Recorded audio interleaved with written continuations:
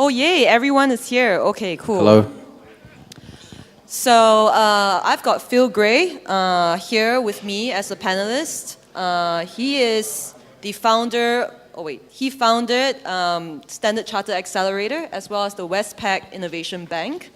And now he's staring at me intently, I have no idea. But he would be doing the panel session with me. So off we go. Thanks. Yeah. Introduce yourself. He's on mute. Hello, that's better. Yeah. Thanks, Trini. Yeah, it's funny because I guess having had the fortune of founding two of the innovation labs, which have been so interestingly discussed today, I now find myself in the role that the English expression I think is poacher come gamekeeper, which is where you kind of change sides. And the more cynical amongst you could say that if you can't be part of the solution, there's good money to be made in prolonging the problem. But I look at it as actually going and actually helping refocus some of the innovation functions that we've talked about today. So what Trina and I thought might be a good way to run this session, about 20 minutes or so? 20 minutes. Maybe I'll fire off a few questions first, get the conversation started, then over to you for a few minutes, and then we'll wrap it up, because I'm conscious that you haven't had a chance to engage what's been a really, really fascinating and diverse conversation that incidentally kind of came back to some of the same points, which I thought was really interesting. So although on the surface it looked like there was going to be quite contrary views, there was actually quite a lot of similarities. And I think on that note, the one thing I might just want to kick the conversation off with is a word that when I started talking about this maybe 3 or 4 years ago, I used to get stared down by CIOs and CFOs, etc., around innovation. And that's the C word. Now, the C word in innovation has come up many times today. The C word, of course, being culture. I thought you meant... No.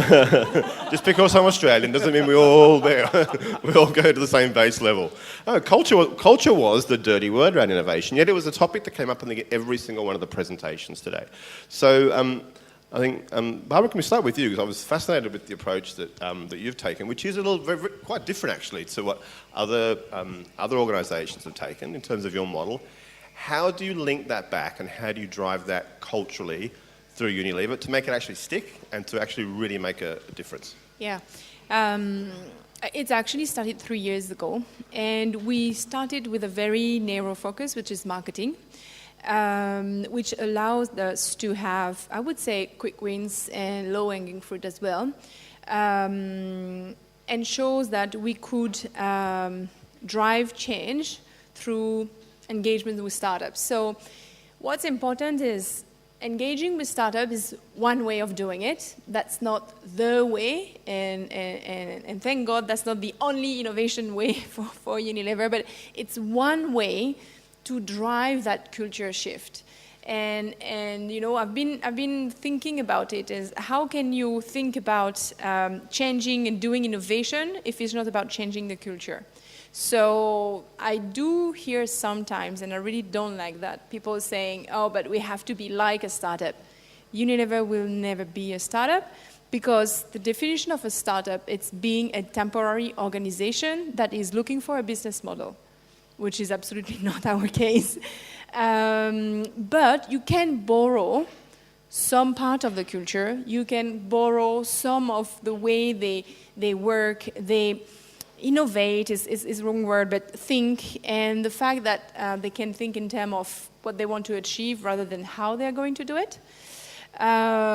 It's a long journey. And what I would say is important is to make sure that you measure success, and you have to find the right way to tell the right story. And initially, we've been doing a lot of pilots. It was piloting. The pilot part was for the culture, get people to take risk. That was the biggest, and it's still the biggest thing, right? Now, it's shifting a bit more pressure. Okay, we've done pilots, 3 years, 2.5 years. Now it's about scale. How we can now show that some of the little pilot that we've been doing here and there are actually impacting our business. And the only way to do it is not to multiply pilots, it's to work on scale. And the more scale success stories we'll have, the more we can show the business that one way to approach a problem, not the only way, but one way. And it's long journey with a lot of fails. Yeah. I think the failure point's a fascinating one just to pause you on.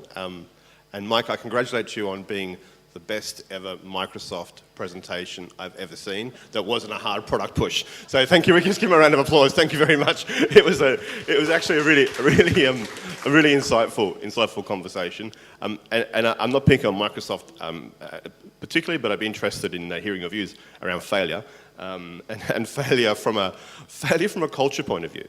And so I think that was a theme that I think a couple of the speakers touched on, was that actually if you truly want to innovate, then shifting a culture to one that actually not just tolerates but embraces failure is a key component. Microsoft, big successful incumbent, not that different to a bank. How has Microsoft changed, or hasn't it, in terms of, I guess, failure? Can we just pass the mic? Yeah.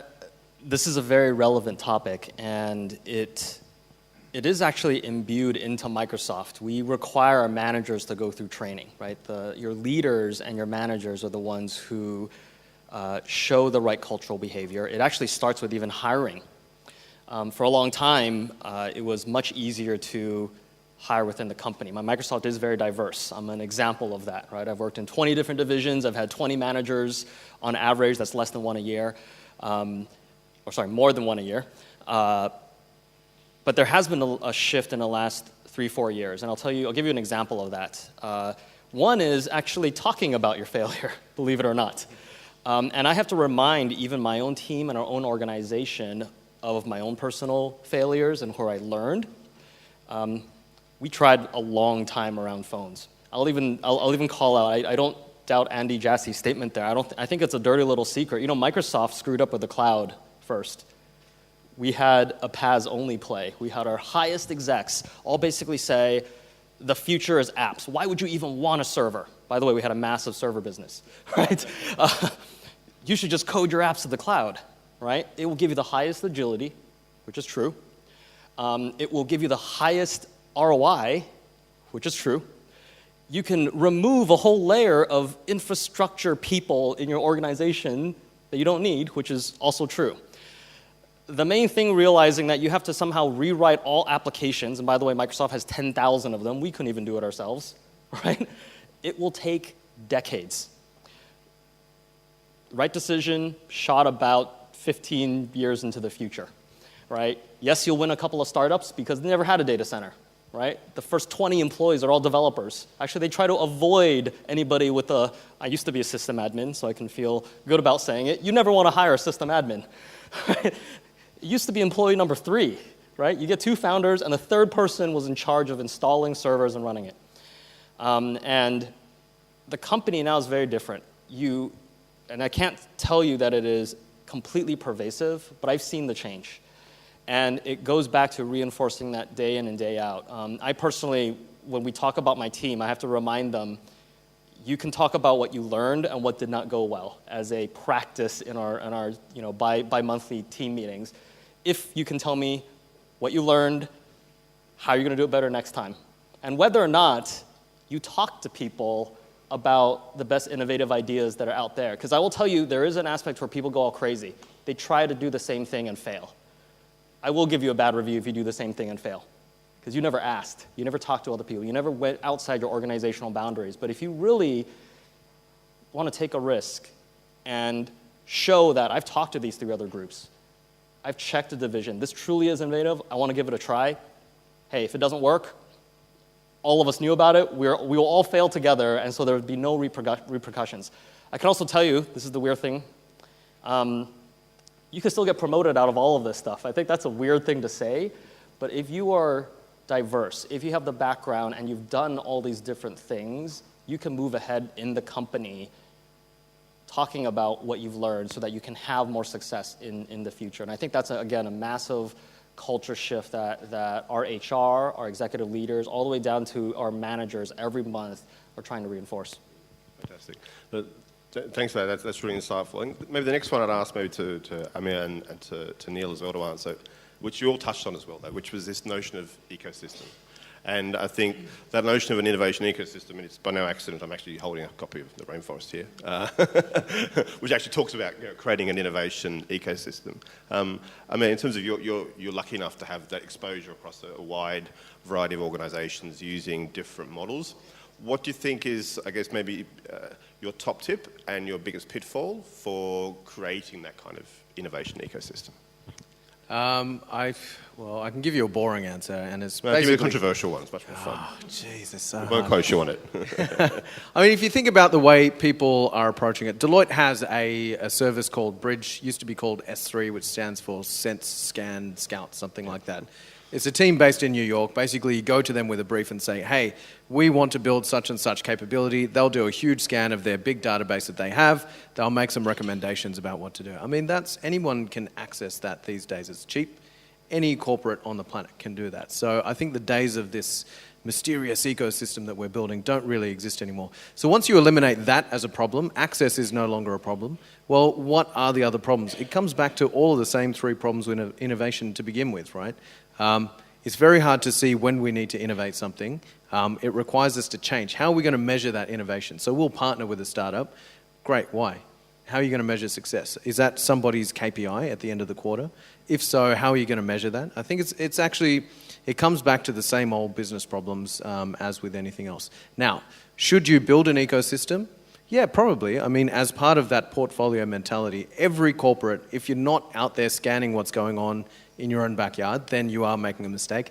And I think the sad and controversial part is actually, even though access is no longer a problem, probably most corporates, I would say, at least the ones that we've seen, not necessarily dealt with, still aren't doing anything about it. Still caught up in their own industry bubble, still caught up in their own organizational bubble, and saying, well, how do we just do this thing incrementally better? The time for incremental change, quite honestly, is gone. And we throw around this word disruption. That was one of the title of this thing, is just disruption a dirty word? No, it's a great word because it's true. It's happening. If you don't start doing something about it, you won't be in business 5-10 years from now. Sure, thanks. Going to pass to Neil, and Neil, I'd just ask you maybe your thoughts on that, but also just ask, I mean, there's a wild rumour going around the jungle drums at the moment that there's part of this innovation ecosystem, you're talking about this thing called jungle innovation. So I'd be interested to hear your thoughts on what on earth, what are the top tips and pitfalls for creating innovation ecosystem, and what is the idea of jungle innovation, and is that part of it? Just stop it. Just gives me time to think. A few things with ecosystems. There's two things you really have to focus on. I mean, I was at Silicon Valley Innovation Center, and they did this big pitch to me about how they're corporate startup experts, went through the thing, and I said, so let me summarize. You're going to throw startups at me till one sticks, and you call that corporate innovation. They offered me a job. They couldn't afford me, bless them. But that's the current kind of model, is thinking about corporate innovation. And most startups, 9 out of 10 of them fail, and the other one doesn't have a business model that works. So there is no panacea with this stuff, I mean, let's face it. But two lenses you have to focus on. One is the ego of your organization, and that's a really, really big thing. And so the fact that an executive they know best. So I've been in this industry for 30 years. We're performing really well as a business. These startups aren't going to affect us. Disruption isn't happening. I know best, and I'm going to get my other exec friends together, and we're going to build the next product for our business. Ego is the biggest single killer of innovation, yeah? And so how do you go in and reduce that and get them to a point where they actually go, oh, geez, the world has changed, and maybe the answer is in a startup, it's in a student's head, it's in a corporate partner, or, it's in Silicon Valley, but unlikely it's over there. And so once you start to reduce the ego, then you open them up to, and also not to own everything. As a bank, we own everything. We own the ATMs, the branches, the tech, the people. And so trying to get them to think a bit smarter around how can we partner to monetize. And then you have to rewire whole parts of your organization. This is what I do. We released the world's largest banking API platform. But what we did it differently. So every single bank who's tried this has pretty much failed because they do something called technology. So they release all this technology and go, wow, we've got these APIs. We did the biggest, by the way. I think I've said that twice now. I do like to win. But what we did, we released so they released the technology. Some people use it, some don't. and, mixed results. We actually went out and worked out the business models before we wrote the technology. So we went around all the partners. How are you going to make money from finance? How can this change your business? Blah, blah, blah. From all that feedback from our partners and the different business models, we mapped them out. Then we decided which APIs to build. And then we released the biggest platform plus 50 partners all live. First bank to ever do that anyway, no matter how big the thing is. Now we have over 200 APIs, over 100 partners all wired in. Because rather than focus on the tech, we focused on the new models that are available in that. As part of that, we had to rewire whole parts of the bank. We had a rule in technology, 2 rules. 1, you can't work with a company that doesn't make a profit. So that's pretty much half the startups out there and some banks in the industry. Secondly, is you can't work with a company that's been in business less than 2 years. Well, that's the other half of the startups. You have to rewire that. It used to take us 6 months to onboard a startup. We can now do it in 6 weeks. So we've got a streamlined process now from when business got a problem all the way through to partner onboarded, contract signed, ready to go. So that's the ego and just the kind of tech and the kind of mechanics of actually taking someone else's IP and kind of wiring it into your business has to change. And is Jungle Innovation just a wild rumor, or? Yeah, no, that's true. I was going to do that today. So Jungle Innovation is a book I'm writing, and that's based on, on the weekends for the last 4 years, I've been going to the Sumatran jungle, and I've actually built designed, architected, funded, and built a hotel with the orangutans called Hotel Orangutan. But as I took the world of corporate innovation into the jungle, the processes got refined and hardened and simplified. And then I brought them back to DBS, and that's one of the reasons why DBS has been so successful. So we actually are starting to run off-sites now in the jungle to teach people kind of really hardcore innovation called Jungle Innovation. That's it. Really interesting. Yeah, you can read all about it. Thank you. We've got about 10 minutes for some questions. If you've got one, just ask you maybe just put your hand up and want us to come over with the mic. Maybe just say who are we from. If your question is just the panel in general, that's fine. If it's to a certain individual, please just let us know. Yes, lady over here.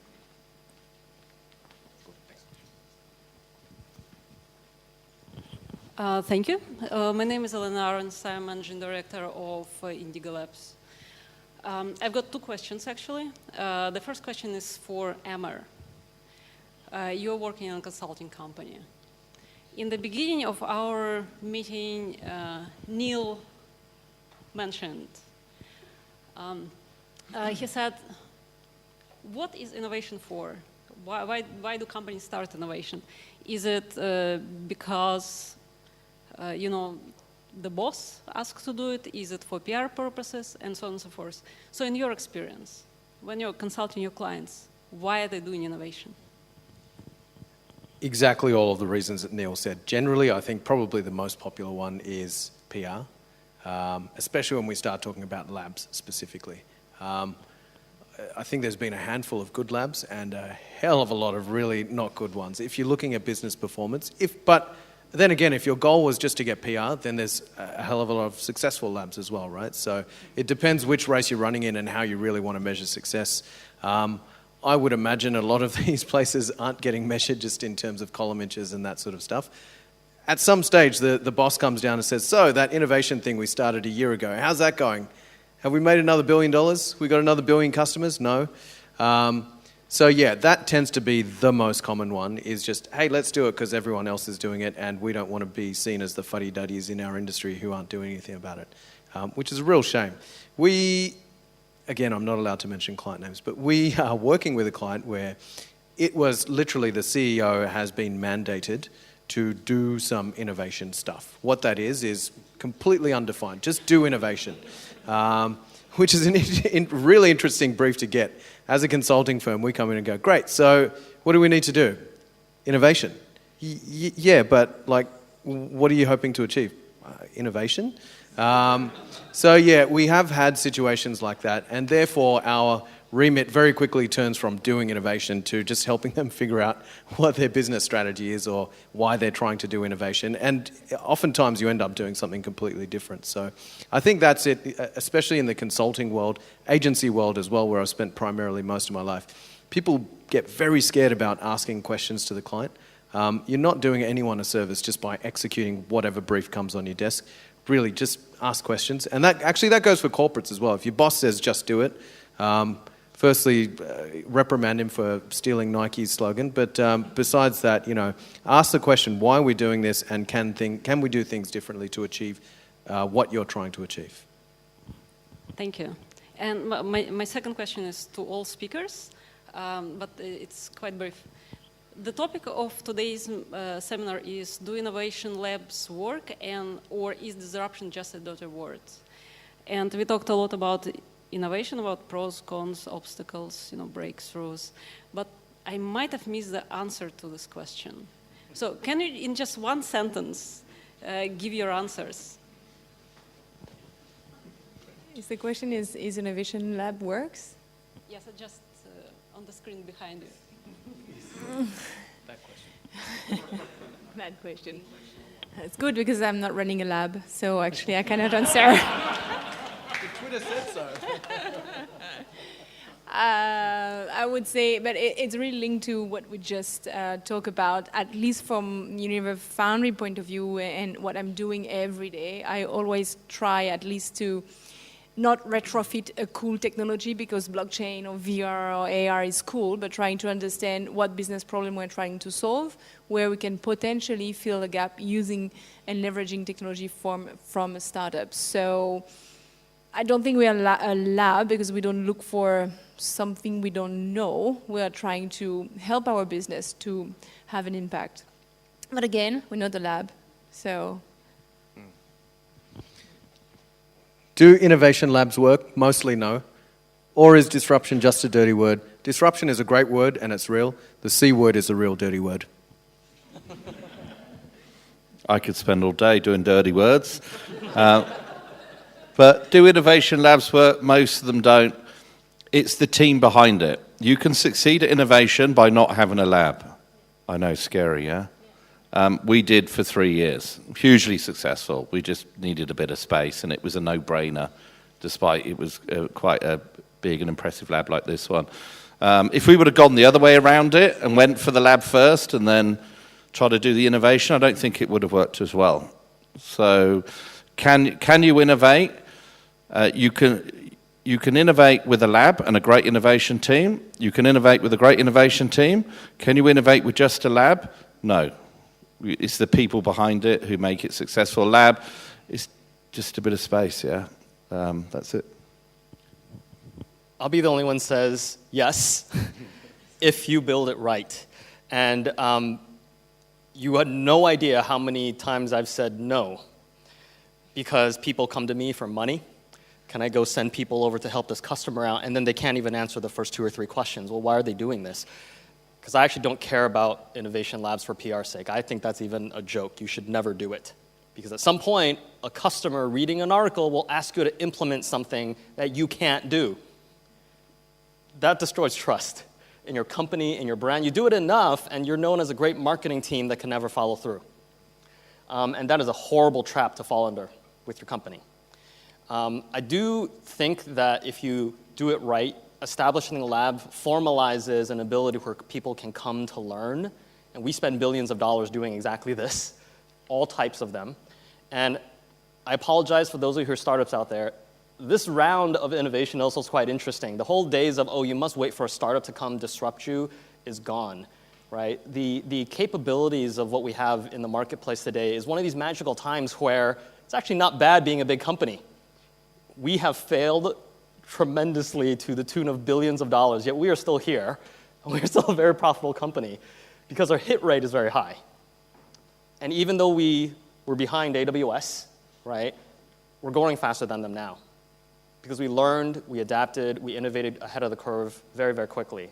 And part of our value proposition, ironically enough, is going to huge companies these days and saying, we can actually help you. You can be the gorilla with ballet shoes. Right? And it's possible these days. It is no longer an assumption that big companies means slow, no innovation, and inability to disrupt yourself. And I think that's actually the great thing that I love. I mean, I've worked for a startup. Actually, I'm an angel investor of them. I love them. But it is no longer sort of a one-sided conversation anymore. I think that's what's interesting. if you build this right. Just to add on, I've always said to everyone that Unilever, and it's very important, Unilever Foundry do not need the physical space to be successful. And we've done level 3 with the CEO of SCA in Unilever against a lot of people inside the company. But today I have people around the world from Unilever asking me, can we open level 3? Can we do level 3? And my answer is no. First of all, you need to have clarity on how you want to engage, what you want to do, and you need to first being able to run a type of a foundry or the foundry in your area before going into what we're trying to build here, which is a co-working space for startups. It is an experiment, we're trying, but at least we have first done the first part, which is working with startups and finding a way to work with them. But don't start straight away with a lab or a co-working space. Yeah, I think the point is as well, don't forget it's money. Like when I started, I was cheap. It's just me and 3 people and a table from IKEA. And it's cheap. It's cheap, it's cheap, it's cheap. And so we can make lots of success with great ROI. If you start with a big $10 million, $20 million lab, you've just got the debt. And then people are on you. You know, that's the issue as well, that you kind of... We have our own P&L here, and it's very important because nothing's free in life. So when sometimes I have startups coming here and they realize, oh, we have to pay. I'm like, yeah, you have to pay. It's normal, like any other co-working space. We do try at least bring value. We want to bring value, but yeah, it's so yeah. I think it's a very, very important point. Start small and not costing a lot of money. I was just going to add, making people quote unquote pay is also good internally. There's nothing free in that if even from an internal innovation lab, if you say, well, if you want to participate, you are going to assign headcount and budget support, is an important thing to ask. Otherwise, you get taken advantage of. And if they're unwilling to invest people, time, and dollars, it's a guarantee they're not serious. They just want to, again, have that little checkbox that says, I participate in something called innovation, which is total BS again. If they don't say yes, not worth your time, right? It means they're not serious.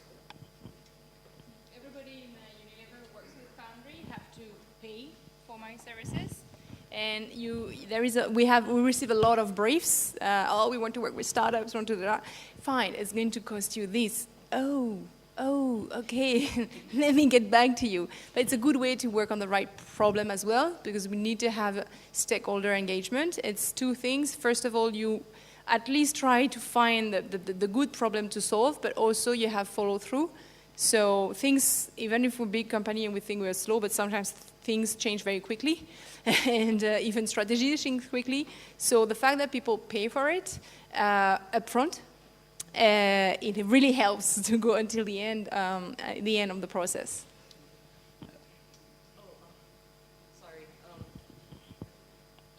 Sorry, we're running short of time, so I'm going to go like lightning round now. So just touch and go. Okay. I've heard measure of success thrown around quite a fair bit. So this is a 2-tiered question. What do you define as success in an innovation initiative, right? Yeah. The next is, what are the innovation cliches that make you cringe in your tenure as an innovation leader and going to multiple events? So the first one, it's in twofold. The first part of the journey of Foundry, our KPIs were about piloting and the number of people coming to the events we were organizing internally and reading the document we were preparing. Today, the KPIs are about impact on the business in dollars. So either cost efficiencies or uplift market, brand equity, etc. The second thing, and I've already answered that question, but that's coming back so often, it's when people are talking about transforming a big organization into a startup and being like a startup, which is not realistic, and it's also wrong, because a startup, again, it's a temporary organization that's not supposed to stay a startup. So, yeah. Sorry, what was the first question? KPIs. KPIs. Yeah, measures of success. Measures of success. Money, I think it really gets overlooked, quite honestly. For most corporations, that's what it's going to come down to. Why do we want to innovate? Why do we want to do new stuff? So that we still have a business model 5, 10 years from now. It's probably going to be a different business model. The way we make money today is going to be very different.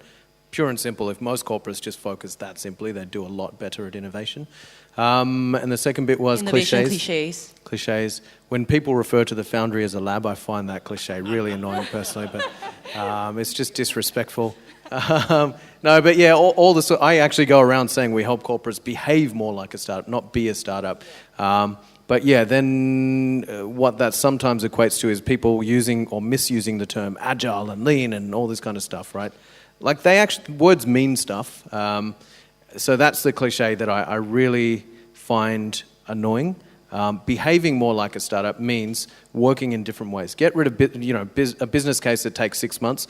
Well, okay, maybe you can do a business model canvas or something in a week, and that's going to be a lot more efficient. You're just going to get stuff done. Like literally, it comes down to corporations typically are invented to make money. How do you help them make money in the future?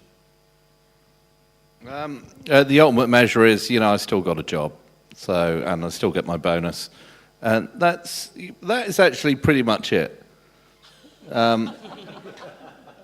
Because we work on culture, we run thousands and we put thousands and thousands of people through training.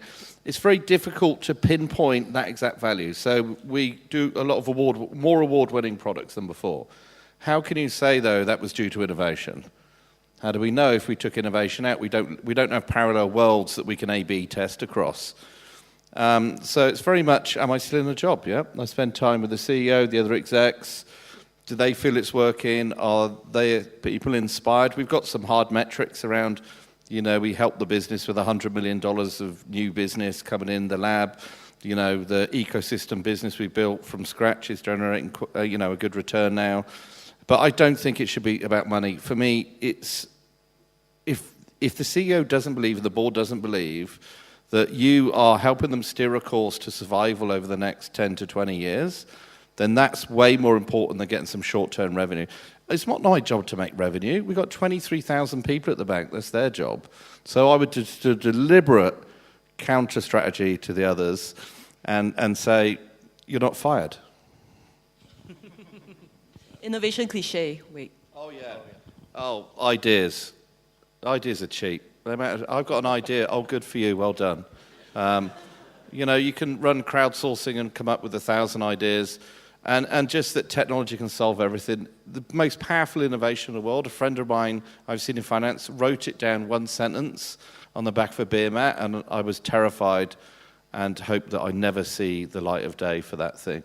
It's business model and distribution innovation, nothing to do with technology. Ideas are cheap. Being at a vendor and having responsibility to shareholders, revenue is important. I'm actually one of the folks Neil talks about. We have responsibility for revenue, but we do measure it. And I would say, I think measuring innovation is kind of useless. I think the only way you truly talk about it is the company headed in the right direction, or making the positive steps on the culture, and that is an executive qualitative conversation. On the flip side, though, whenever we take on these real projects of solving real problems, yeah, we measure it. Because if not helping the business grow, or if I didn't using machine learning and opening up a new service stream that a manufacturer used to only sell widgets and now they sell services for widgets, heck yeah, we measure it, right? Like applying that type of innovation to be able to expand business models is something that we do all day long. And so we do it on a project by project basis, really. And then you just want your hit rate high. And I would say these days, at least from our perspective, you can get fairly predictable, because this is not innovation labs of 5 years ago or 10 years ago. You were doing it back then with all sorts of crazy AI cognitive stuff. You were taking a huge risk. Technology was not ready. The state of, I'll call it, management excellence was not ready. These days, there are certain parts of innovation that you can't even really call it innovation anymore. You might just be the third or fourth fast follower trying to do this thing, right? And the ROI is actually pretty clear in these cases. Now, my cliche actually is going to sound very ironic. I think it's just the word innovation itself. Forget it. The term is kind of useless. It is about applying smart business models, applying the technology, changing the culture, changing the way your company operates at the highest level all the way down. That's what creates innovation at the end of the day. It's not the first, it's the outcome. It's not the thing you strive after. Cool. Thank you so much. On that note of innovation being the biggest cliche of this innovation seminar, let's have a break. I think there's drinks out there. We're going to have our mid-break, I guess, and then we'll come back for another round of amazing speakers. Thank you.